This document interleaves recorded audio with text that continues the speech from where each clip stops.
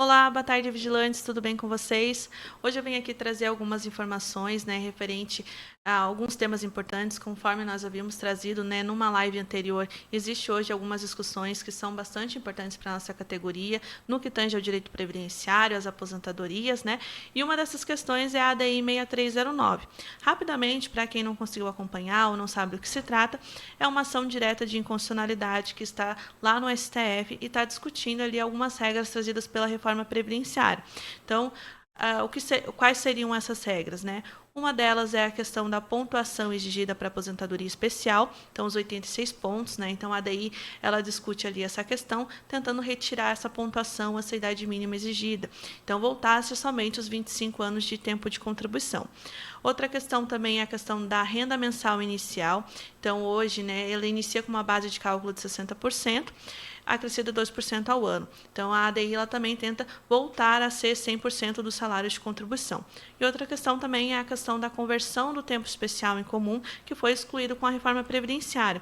Então, hoje, para aposentadorias por tempo de contribuição, só é possível a converter o tempo especial em comum até 12 de novembro de 2019. Então, a partir do dia 13 entrou em vigência a emenda constitucional 103. Então, hoje só é possível converter até essa data. Então, a ADI ela também tenta retornar ali essa conversão do tempo especial em comum para o período posterior à emenda constitucional. Então, são regras bastante importantes que, com certeza, tendo julgamento favorável, vai trazer benefício para toda a categoria, tanto para aqueles que ainda vão dar entrada, quanto aqueles que já deram entrada, numa possível revisão, conforme nós comentamos, Então, caso queira também entender um pouco mais, pode assistir a live anterior, que nós comentamos sobre a questão da DI 6309. Mas falando sobre as movimentações, então, nós tínhamos, a inclusão na pauta para julgamento iria ocorrer entre os dias 3 de maio a 10 de maio. O julgamento ele teve seu início, entretanto, no dia 7/5, o ministro Alexandre de Moraes pediu vistas. Então, o que isso significa? Significa que ele pediu a suspensão ali para que ele possa analisar e estudar melhor a situação. É importante, por um lado, porque nós precisamos que, de fato, os ministros estudem e entendam do que está se tratando essa ADI, para que a gente tenha aí o julgamento favorável e seja feito a justiça para a nossa categoria e para quem trabalha também em uma atividade especial.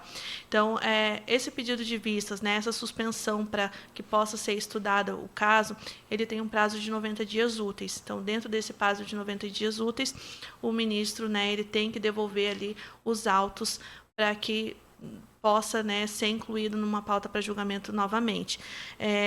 Então, é importante também a gente destacar que em julho nós temos o recesso do STF, então ele pode se estender aí um pouco mais, caso ele não profira, caso ele não devolva os autos para o STF e que o presidente possa novamente incluir na pauta para julgamento. Ele está correndo em sessão virtual, por isso que existe esse prazo aí de uma semana para que os ministros possam anexar o seu voto.